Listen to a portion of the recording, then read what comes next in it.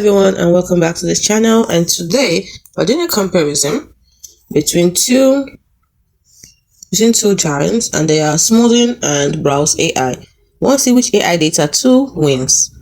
So, are you a tech lover and have you ever needed to scrape data or automate web tasks but you've got stuck? Well, today we're comparing these two powerful AI tools, Smodin and Browse AI, to see which one saves you more time and effort. So let's dive right in.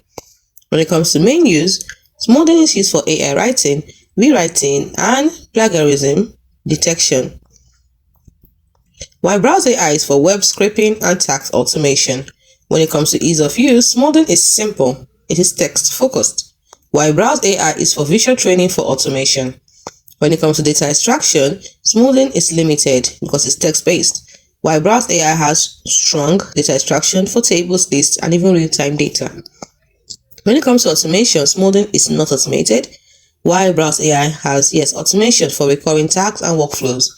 When it comes to pricing, Smodin has a freemium plan and paid plans, while Browse AI has free tier and subscription-based.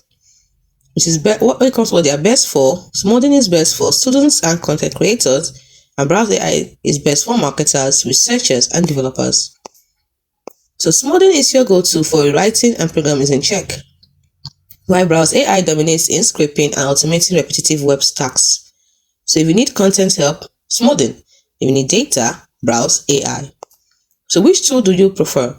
Drop a comment, don't forget to like, subscribe, and hit the bell for more AI showdowns. See you in the next video.